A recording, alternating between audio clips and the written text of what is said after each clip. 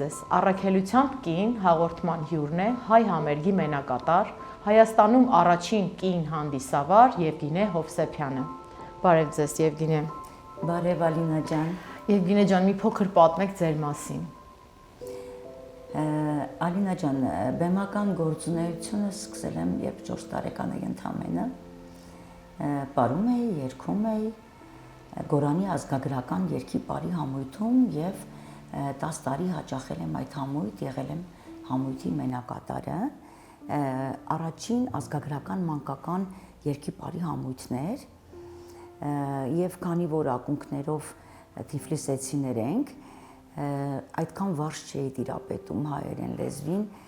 մայրս ջանում էր անել ամեն ինչ, որպեսզի ոսկեղենիկ հայերենով ներկայանամ բեմում, ինչ իրեն հաջողվեց մասամբ, որից հետո արդեն ունեցա ուսուցիչներ, ովքեր հղկեցին խոսքս, վաստակաշատ մարդիկ էին, ընթացքում ես անուններ կհնչեցնեմ։ Հետաքրքիր մասնագիտություն եք ընտրել, ամենա ձեր առաջին փորձից ինչ հիշողություններ ունեք, տպավորություններ, զավեշտալի դեպք։ Խոսքը արդեն հանդիսավարության մասին է, ոչ թե մեծ բեմի։ Նախ ասեմ, որ 16 տարեկանում եմ առաջին անգամ հանդիսավարել ջրվեժում տեղակայված ռեստորանային համալիրներից մեկում, շատ բարդ միջոցառում էր, ինքը կորպորատիվ երեկո էր, զավեշտալին այն էր, որ ես հրավիրված էի որպես ասմունքող հաղորդավար եւ սեբակ պիտի կարդայի երկու ստեղծագործություն, բայց իրավիճակը փոխվեց կտրուկ, ես անձնագիր չունեի դեռ եւ անչափահաս էի եւ իրավիճակը փոխվեց, հավանեցին խոսքը, ձայնի տեմբրը եւ ասացին հնարավոր է դու շարունակես երեկոն։ Ինձ համար աներանելի վիճակ էր ստեղծվել, հուզմունքից ոտքս ձեռքս քաշվել էին եւ արդեն պակլոնից հետո պիտի դուրս գայի ետնաբեմ, զգացի, որ հուզմունքս այնքան շատ է, որ ձայնս դողում էր, որովհետեւ մեծ բեմից հետո ռեստորանային համալիր շատ բարդ իրավիճակում էի հայտնվել, իրականում առաջին քայլերը հենց դա էր։ Իսկ հիմա շատ են թամադաները, կին թամադաները, ինչով է կին թամադան հանդիսավարը տարբերվում տղամարդ հանդիսավարից, ըստ ձեզ։ Եթե խոսքը գնում է լսարանի եւ հանդիսատեսի մասին, կարծրատիպը կարողացել եմ կոտրել եւ 90-ականներին ապացուցել, որ կին հանդիսավարը դա տաբու չէ, ամենևին տաբու չէ եւ կարծրատիպը կոտրել իհարկե բարդ ճանապարհ եմ անցել։ Պիտի ասեմ, որ 90-ականներին տիտղոսս այսպիսին էր, ելույթ է ունենում Հայաստանում միակ կին սեղանապետը։ Ինչ շատ կաշկանդում էր այդ սեղանապետ թամադա արտահայտությունը, որովհետև թամադան ասոցացվում է այսպես անպայման այսպես կերած խմած փորիկով, բեխերով տղամարդ, գերդաստանի տարեցը կամ քավորական ընտանիքի ներկայացուցիչը շատ խուսափում է եւ ցանկացած լրատվամիջոց եւ հեռուստաեթեր հրավիրելիս բարբերաբար միակ կին թամադան է Հայաստանում, ինչ շատ կաշկանդում էր, փոխվեցին տարիները, անցան իրավիճակներ փոխվեցին եւ շատ խնդրեցի, որովհետեւ ես իրականում նաեւ երեկոյի կազմակերպիչ եմ եւ միայն կենաց ասած չեմ եւ հանդիսավար ավելի գեղեցիկ է հնչում, երբ բեմահարթակում կին է։ Իսկ երբ սեռերի մասին է խոսքը, երբեմն մեծ միջոցառումների պատվիրատուն, դիցուկ փեսայի ծնողները, քավորական ընտանիք ասում են ամենևին կարիք չկա, որ հետը տղա բերես։ Դու լիարժեք անցկացնում ես, այնպես որ լինում է նաև այդպես։ Իսկ Ժենյա ջան, մեր ազգը տաքարյուն ազգ է ու շատ դեպքեր են լինում հանդիսությունների ժամանակ, կռիվներ, վեճեր, այդ տենց դեպքերի ժամանակ ո՞նց եք դուրս գալիս այդ իրավիճակից։ 90-ականներից մինչև 2000-ականները հանդիպել եմ նման միջադեպերի եւ ոչ միայն մարզերում, այլ նաեւ քաղաքամայր Երևանում, դե ցանկալի է, որ ռեստորանային համալիրը ունենա security անվտանգության աշխատակից ցանկալի է, փորձում ես հնարավորինս մեղմել իրավիճակը եւ մինչ բեմ բարձրանալը եւ հանդիսության բարի երեկոն ողջույնի խոսքը կհնչի, ես մի բան ինձ մոտ ֆիքսում եմ, պետք է անջատես ուղեղդ, չնկատես կինովցած մարդկանց, դու եկել ես հարցի եւ փեսայի կյանքում ամենանշանակալից օրը տոն դարձնես, Իհարկե ցանկալի է, որ հրավիրող կողմը լինի սթափ։ Ցանկալի է, որ ով հրավիրել է, քավորն է, փեսայի ծնողներն են, թե նորահարսի, ով քեզ հրավիրել է, ինքը պետք է կանգնի քեզ համար։ Ես այդպես եմ կարծում եւ արդեն 31 տարի է այս տարվա հոկտեմբերի 8-ին, արդեն 31 տարի է, որ ես զբաղվում եմ այս գործունեությամբ, իհարկե հանդիպել եմ նման միջադեպերի, ցանկալի չէ, բայց Փառք Տիրոջը հիմա նման բաներ արդեն չկան եւ եթե լինում են գինովցած հյուրեր, պատվիրատուն փորձում է իրենց ուղակի տուն ուղեկցել, որպեսզի երեկոն չխափանվի։ Իսկ այսքան տարի լինելով կին հանդիսավար, ի՞նչն է ձեզ սպանում այս մասնագիտության մեջ։ Հանդիսատեսի սերը շատ կարևոր բան է, երբ որ դու այդ էներգետիկան ունես, տալիս ես եւ ստանում ես անպայման, եւ շատ կարևոր է այն աշխատանքը, այն առաքելությունը, այն մասնագիտությունը, որ դու անում ես, սիրում ես դու դա։ Շատ կարևոր է հանդիսատեսի հյուրի հետ լինել շիտակ։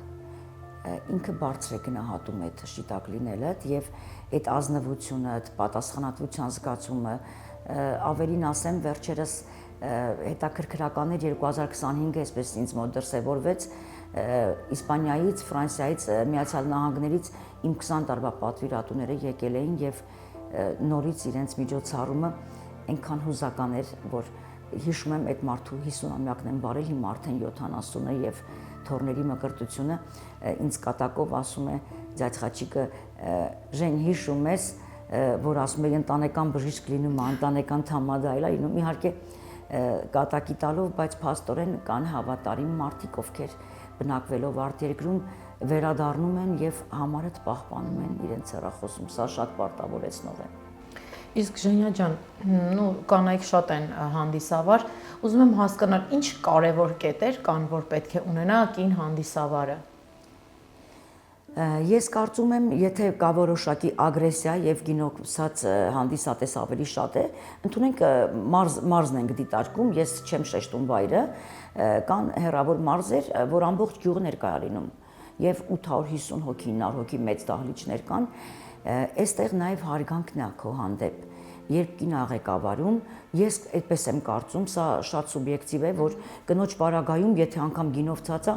այդ կարմիր գիծը չի հատի։ Տղամարդու պարագայում կարա ծեծկրտուկ լինի, ես այդպես եմ կարծում։ Իսկ տղայի առկայության դեպքում, երբ որ քեզ հետ կա դուետ, դու մի տեսակ ավելի ապահով ես զգում, մտածելով, որ դու թիրախում չես եւ հարվածը միայն փորձում ես անել այն, որ ինքը գիտակցի, որ դու եկել ես իր օրը գեղեցկացնելու, տոն դարձնելու եւ եթե այնքան գինովցած է, որ պիտի տհաճ միջադեպ ստեղծի, նորից ու նորից անդրադարձ հրավիրող կողմին պետք է պատշաճ այդ մարդուն ուղակի դուրս հրավիրեն, որպեսզի երեկոն խոչընդոտներ չունենա։ Հասկանալի է։ Իսկ եթե ձեզ օրինակ զանգահարում են, ինչ որ միջոցառման համար դուք պատրաստվում եք նախորդ, ինչպես եք պատրաստվում։ Անպայման ես ունեմ սկզբունքներ այս կյանքում եւ պարտադիր հանդիպում հարսի փեսայի հետ, որովհետեւ օրվա հերոսները հենց իրենք են։ Եթե ոմանք արտերկրից են, հիմա Փառք Աստծո կա հնարավորություն Viber, WhatsApp տարբերակով տեսակապ ունենալ, պարտադիր ուսումնասիրում եմ իրենց փոքրիկ ծիրո պատմությունը, որը հետագայում արդեն ընտանիքի ձևավորման լավագույն հիմքն է։ Երբևէ չեմ ողջունել, չեմ ընդունել են հանդիսավարներին, ովքեր պատահականության սկզբունքով հայտնվել են այս բնակավարում եւ մեքենան գալիս է լիմուզինի դուռը բացի, ասի փեսային կներես, անունդ ի՞նչ է։ Երբևէ չեմ ողջունել եւ գուցե հենց հաջողության գրավական իմ այսքան մանրակրկիտ եւ շատ նյուանսներ հաշվի առնելու մեջ է, ես այդպես եմ կարծում, նախ իրենց սիրո պատմությունը ոնց ծանոթացան, ով միջնորդեց, արդյոք պատահականություններ թե ճակատագրի խաղ եւ անգամ հյուրերի մասին ինֆորմացիա պետք իմանալ, իրենց նախասիրությունները, ակունքները շատ են լինում Հայաստանի մարզերում, օրինակ Գեղարքունիքի մարզի հարսանիքները յուրահատուկ հետաքրքիր ոճ ունեն, իրանք կոլորիտ ունեն, ավանդույթներ ունեն, որը պարտադիր հանդիսավարը պետք է տիրապետի։ Շիրակի դաշտավայրը դիցուկ դիտարկեն Գյումրին, Գյումրվա կոլորիտի հարսանիքները խիստ տարբերվող են եւ անգամ կենացների շարքն է տարբեր, այնպես որ հանդիսավարը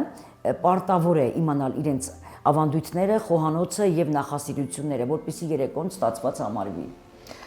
Շփվում եք տարբեր մարդկանց հետ, տարբեր որակի, տարբեր դաստիարակության, Այ ինչպես եք հարմարվում այդ բազմաշերտ լսարանին։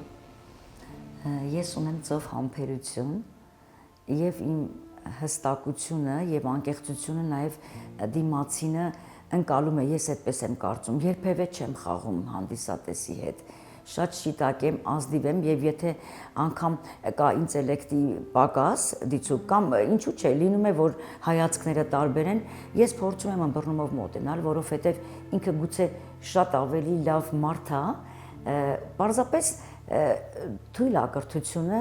բայց ինքը այնքան հոգի է դնում, այնքան ուզում է որ ամեն ինչ պատշաճ անցնի, դա կարա լինի քերին,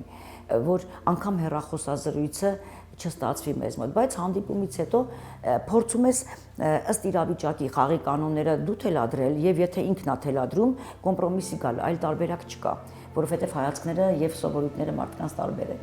Եվգենի ջան, լինելով այդքան շատ միջոցառումներին, գիտեմ, հասկանում եմ, որ նույնիսկ շատ էներգիա է ամեն ինչը ձեզանից խլում։ Ինչպիսին է Եվգենի Հովսեփյանը առանց միկրոֆոնի առօրյայում։ Գեր հոգնած, գեր զբաղված, միշտ վազքի մեջ, շատ քիչ քնող, խոհանոցում Թիֆլիսի կոլորիտը պահպանող, որովհետև մայրական ճյուղս Թիֆլիսից են եւ իմ խոհանոցում թե աղցանները, թե աղանդները, ուտեստները անպայման վրացական համեմունքներով համեմված, գեր հոգնած, գեր զբաղված, բայց եւ շատ ուշադիր եւ հասցնում եմ իմ քնելու, չքնելու հաշվին եւ տան մաքրությունով զբաղվել եւ երեխայի կրթությամբ ծիծաղաշարժ կարող է թվալ լուսադեմ 4-ին կարող եմ գալ արթնացնել մի հատ անգիրը 10-ա տեսնեմ սովորել ես։ Դա ուզում հարցնել, մնում է ժամանակ երեխային տրամադրելու համար ընտանիքին։ Փոքր ժամանակ ստիպված եմ եղել դայակների ծառայություններից օգտվել։ Դուստերս 6 դայակ է ունեցել, ոմանք խմբակներն էին հասցնում, ոմանք պարզապես ստիպված էի այդ հատվածը բաց է մնացել եւ երեխայի մոտ եւ իմ, որովհետեւ բեմից եմ գնացել ծննդատուն եւ դեռ ծննդատանը երեխային չտեսած ունեի հրավեր եւ պատվիրատուն պնդում էր, որ անպայման ես պիտի վարեմ, այնպես որ երեխային դեռ չտեսած, չգրկած ես նորից գնացի առավոտյան լրատվամիջոցները գրել էին Հայաստանում առաջիկին հանդիսավարը հերոսուհի մայր է։ Հերոսուհի մայր չէ, ես տարբերակ չունեի։ Հասկանալի։ Իսկ ինչն է ձեզ ոգեշնչում առաջ շարժվել։ Հանդիսատեսի սերը միանշանակ։ Ես սիրում եմ այն, ինչով որ զբաղվում եմ եւ հետաքրքիր է, որ ես ունիվերսալ եմ։ Ես եւ մեծ բեմերում կամ եւ փարթիներին կամ եւ շնորհանդեսներին կամ այնպես որ սա միայն ռեստորանային ոլորտը չի, որը որ մկրտություն է, հոբելյանական երեկո հարսանիքներ, ես վարում եմ պոեզիայի երեկոներ, վարում եմ պարային համույթների հոբելյանական երեկոներ եւ երևի թե իմ առավելությունը, հա, գուցե թող անհամեջ չհնչի Ալինա ջան, միակ հանդիսավարն եմ, որ վարում եմ 4 լեզուներով Հայաստանում, հայերեն, ռուսերեն, վրացերեն եւ անգլերեն, դպրոցի բազան ֆրանսերեն է, եթե մի քիչ վերհիշեմ նաեւ ֆրանսերեն, սա մամայի ճյուղն է, արդեն մայրս վաստակաշատ բանասեր էր, մայրական գեները շատ արտահայտված են ինձ մոտ ընդգծված եւ նույնը երեխայի մոտ է, լեզուներ շուտ ենք ընկալում, սովորում եւ առանց ակցենտի։ Շենյա ջան, դուք ունեք շատ հրաշալի տարբերվող դուստր, անձամբ ճանաչում եմ։ Ուզում եմ իմանալ, ունենում եք ժամանակ իրեն տրամադրել եւ ինչպես եք միասին ժամանակ անցկացնում ձեր ազատ։ Հունվար եւ մայիս ամիսները սակավ են միջոցառումները, առիթը բաց չեմ թողնում, որ երկար ժամանակ անցկացնեմ իր հետ, միջև անգամ կրեատիվ դաս սովորելու process ունենք։ Արաբկիր համայնքում եմ բնակվում, այդ Պրագայի այգում հաճախ դասապրոցես ենք անցկացնում եւ հետաքրքրաշարժ այսպես իրավիճակ եմ փորձում եւ բնությանը մոտ եւ մամայի ներկայությունը զգա շատ կրեատիվ այսպես նոր ոճ ասա դա կոവിഡ്ի ժամանակ ինձ մոտ մտահղացում որպեսզի եւ մաքրոտ շնչի եւ տանից դուրս գալու հնարավորություն ունենա խոսքա շատ երեխա է եւ հավանաբար գեները արդեն արտնացել են հումանիտար ուղղվածությամբ Ալինա ջան, 3 փառատոնների մրցանակակիր է, ասմունքի փառատոնների, բայց արդեն 13 տարեկան է հասկացա, որ խնդիր ունի եւ բարդույթ ունի, երբ որ սրահը լուսավոր է, մութ դահլիճներում է սիրում, ես հասկացա, որ երևի թե իմ ուղին չի շարունակի։ Իսկ ըստ ձեզ ինչ ուղի է շարունակելու։ Շատ երազում է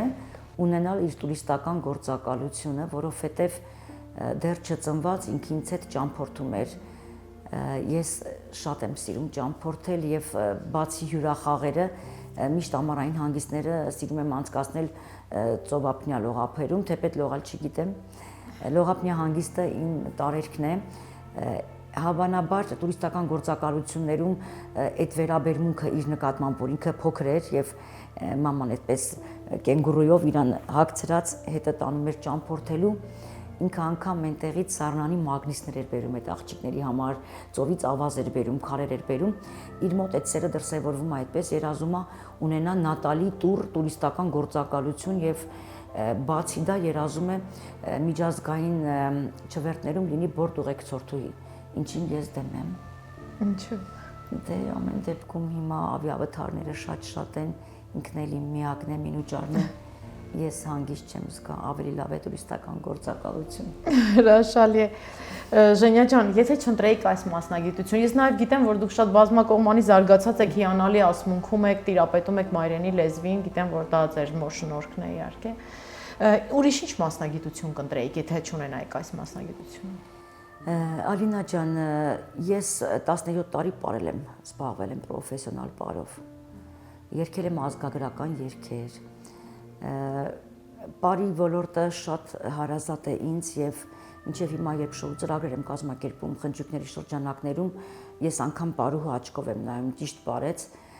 լավներ տեխնիկան, կեցվածքը պահել էր թե չէ։ Երևի թե պարը կշարունակեի։ Երգը հիմա սիրողական մակարդակի իմ ընկերների համար սիրողական այդպես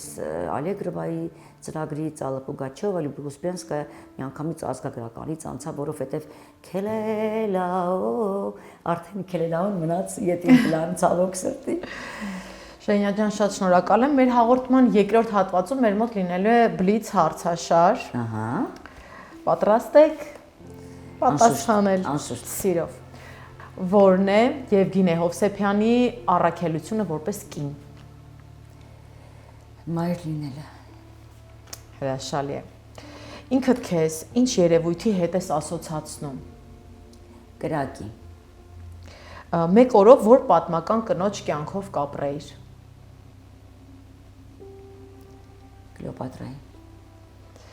Ձեր կյանքի կարգախոսը։ Միշտ առաջ։ Ես սիրում եմ կյանքը, որովհետև կյանքը գեղեցիկ է։ Շնորհակալություն։ Մեր հյուրն Եվգենի Հովսեփյանը Հայաստանում առաջին կին հանդիսավարը։ Շնորհակալություն, ցտեսություն։